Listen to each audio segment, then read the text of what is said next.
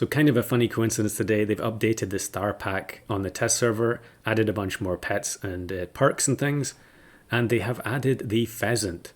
It has a completely different ability to the one that I've been talking about in my videos, but clearly for the rest of this video, whenever I refer to pheasant, I'm talking about my own one and not this new one. I haven't decided if I'm going to replace it yet, but yeah, just wanted to clarify that before we go on. Alright, on to tier 4 today, and we'll start with the foods as usual. Maybe you could have guessed what some of these were going to do based on the previous tiers, but the first one is chili powder here, which is give one pet crisp. And then we've also got snow cone, which is give one pet cold. And again, much like blackberry, these could easily be adjusted to also give stats if they were too weak, but I think there are plenty of uses for them, as you'll see once we reveal some more of the pets here. And then in the middle, we've got dragon fruit. So give one pet the dragon fruit perk, deal 3 damage to a random enemy when hurt twice. So this essentially gives the blowfish snipe ability to any pet, but it will only trigger twice and then it will disappear. And I'm sure you can already think of some combos with this from the previous tiers, but we'll demo some of them later. Since we're talking about dragon fruit, we'll move on to Parasaurolophus first, which is Faint, give the nearest friend behind +2 attack, +2 health, and dragon fruit perk. So unlike these other pets that give perks to 1, 2, 3 friends behind, this one only gives to the nearest friend behind, and so we've also got some stats to justify leveling it up. Now, the main reason for only giving to the one pet behind is that a lot of the time it's not going to be beneficial to replace all the equipment ailments or perks on your other pets. So I think it makes sense here to have this different leveling scheme, and that should become clear with some of the other abilities that we're about to get to. So related to this, but a little bit different, we've got the Himalayan tar here. So friend gained ailment, give it chili perk if it is cold, otherwise give it pie, works 1 time per turn. So there are a couple of reasons why we have this ability. First, we need to have more benefits for gaining cold for our team. And because this is a tar, I felt like it had to involve giving chili. So instead of being on faint, it's when friend gains an ailment. So clearly it can combo with the Arctic fox, or you can simply gain chili or pie in the shop just by buying one of these ailments. And of course it's going to work in battle as well to counter opposing teams trying to give ailments to your team, for instance with the snowy owl. Now the other reason for this ability is that we do have 3 separate food items that are going to give ailments. And so it's important to be able to convert one of those ailments directly into a perk so that you're not constantly just rolling ailment giving foods and not being able to use them. So one of the combo pieces for the tar is the woolly rhino. And there are a few pets on this tier that just have a 4/4 stats. I'm sure those could be tweaked. A lot of the time, if I wasn't sure, I just put the attack and health to be both the tier number of the pet that I was on. So knockout or gains cold, deal 3 damage to the last enemy. So essentially we've got the lower tier version of the rhino. It's always going to snipe the backmost pet instead of the frontmost. It deals slightly less damage, but it has 2 different ways to trigger. And originally I actually had cold was the only ailment in the pack, and so that's why there are so many different pets that have something to do with cold. I felt like some of the other pets like tar, it was too limiting to restrict them to only cold, because you do want them to counter other pets that are not within this pack. So next up we'll go to the angelfish here, which is our tier 4 summon support, although it is kind of just a general utility pet. So friend faints, resummon it in the back as a 4/4 level 1, works 1 time per turn. So as we're going up the levels, it's simply the number of times per turn that it works that is going to increase. And the main reason for that is not stepping on the toes of Pteranodon too much. You know, resummoning a level 3 is very, very strong, and I don't really think that should be available on tier 4.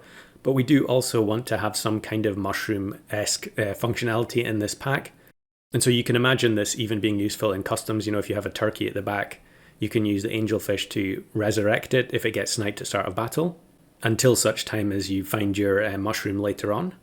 But there are lots of other things you can do with this, both in the shop and in battle. One of the obvious things that comes to mind is having a pair of pets at the front that work together. And then if you have a level 2 or higher angelfish, you can resummon them both in the back.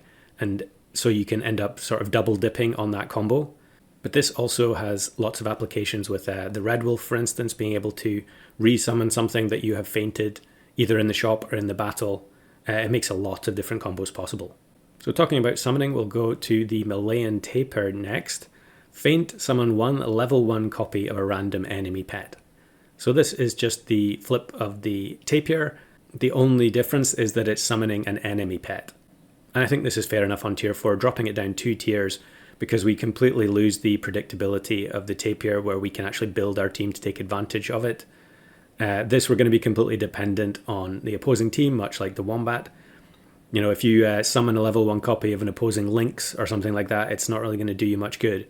But you could end up hitting the jackpot and facing a summon opponent, in which case your Tapir becomes much more valuable. This also has one slight benefit over the existing Tapir, is that if this was your last unit, it would still be able to summon something, whereas when a Tapir is last and it faints, you don't get anything. So next up we'll go to the first of 2 hurt pets on this tier, and that is the Markhor. I don't know if that's the correct way to say it, but given that it is a goat, I think it's a goat, we're going with Heart, gain +1 gold on next turn, works 2 times per turn. So basically able to give the same amount of gold as the Manta Ray, but with weaker stats and probably an easier trigger condition. The difference is it's not completely guaranteed, unlike the Manta Ray. So you might only get hurt one time per turn if you get one shot, or if you don't have some other friendly unit that is going to trigger the heart effects. Alright, here we have a simple example build using some of our tier 4 units. In fact, we've got all the cold related pets involved on the left hand side here. So start of battle, the Snowy Owl gives cold to the Vampire Squid at the back. Both the Vampire Squids are going to take stats away from these 2 units, but because they are remove, they can't actually KO them. The Sugar Glider is going to swap places with the Markhor, although it doesn't really matter for this example. So now the fight begins. The Arctic Fox is almost definitely going to get knocked out by the Babirusa here, so it faints. We now gain cold on the Woolly Rhino. So that means that it triggers the snipe.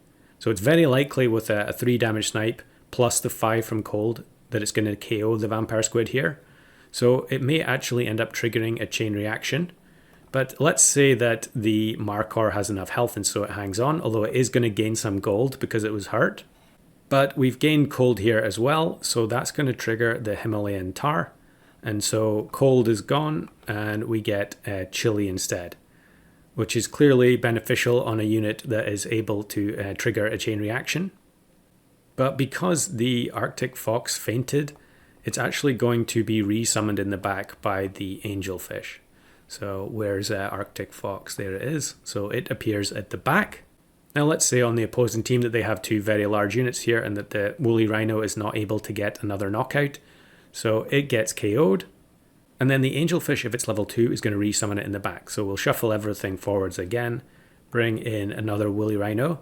And so now we have our combo from the front 2 spaces duplicated at the back. And I'm sure you can think of lots of examples in the actual game where that would be very beneficial. Now you can imagine this kind of a pairing where you're trying to apply cold to the back unit in order to get the combo going would be quite common. And of course you could just remove the ailment with the RAS. But if you wanted more style points, you could play your own Woolly Rhino at the back and potentially trigger a counter snipe on start of battle. And the other heart pet on this tier is the Echidna. So this is a mixture of the sea urchin, skunk and blowfish. So hurt, remove 4 health from a random enemy. And then as you level it up, you're going to remove the health from 2 and 3 random enemies, the same as a sea urchin. So maybe this could actually be justified putting it down to 3 health, the same as the blowfish. However, the difference between this and the blowfish is that on its own, this isn't able to KO anything, much like sea urchin. If the sea urchin's ability hits a unit of 1 HP, it won't be KO'd. However, unlike the blowfish, you can't mitigate this damage with garlic or lemon and so on, so maybe this should actually be 3. But you get the idea anyway. And we can, of course, combo this with things like dragon fruit, so that although the Echidna's ability cannot KO anything, it could actually be triggering random snipes that then hit one of the units that it reduced the health on. Alright, here's a different build facing off against our team from earlier. And let's walk this one through again. So start of battle, we only have one thing, and it's the owl. It applies cold to the pom-pom crab at the back. Probably pretty likely to be low stats anyway, since it's the team scalar. We have a clash at the front.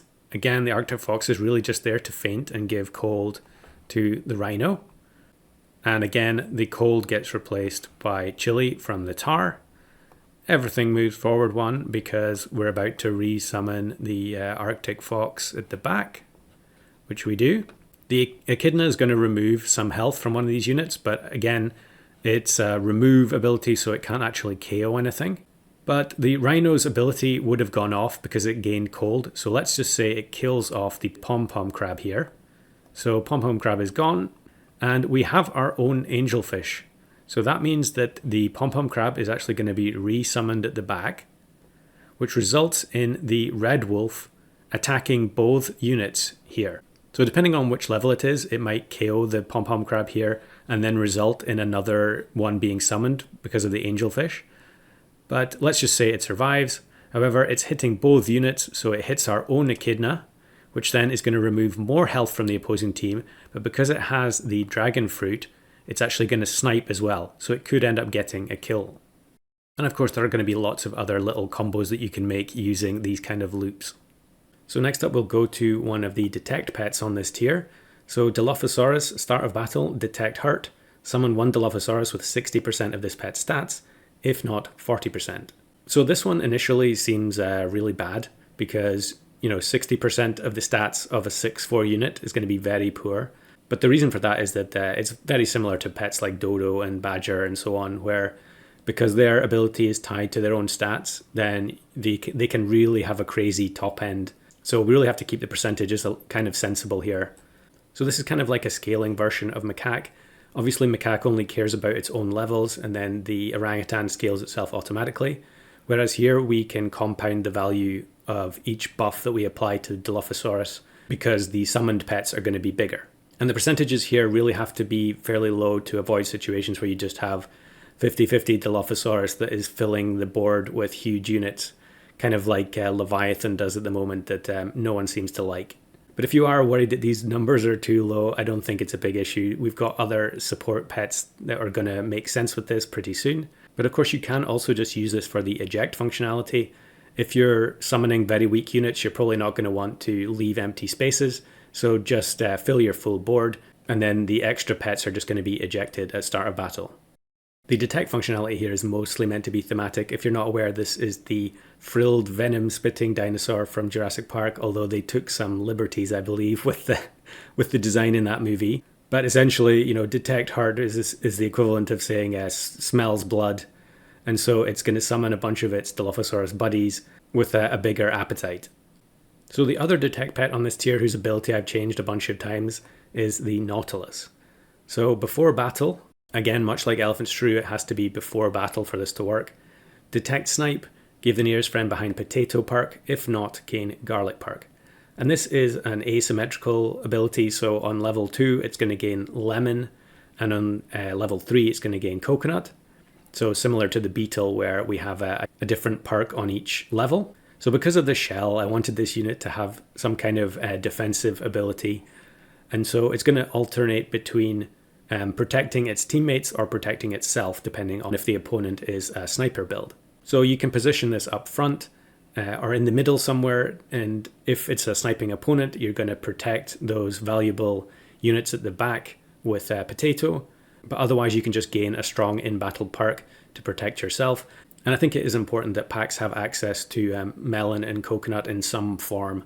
And so here we have it on tier 4, same as Doberman, although you do actually need to get to level 3 before you can access it, unlike the Doberman itself.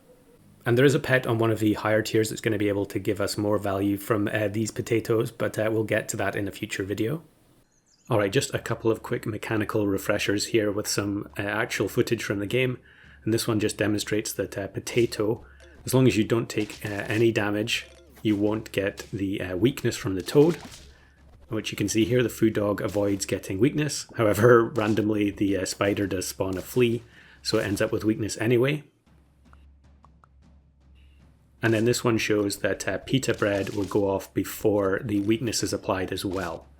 So yeah, you don't need to worry if you're using pita bread versus a heart team.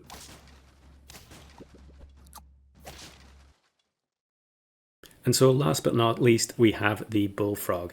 And the bullfrog is a mixture of the toad and the seagull. Enemy hurt, copy this pet's ailment to them, works 2 times per turn. So exactly the same ability as the toad, except it's going to copy its own ailment instead of just being weakness every time.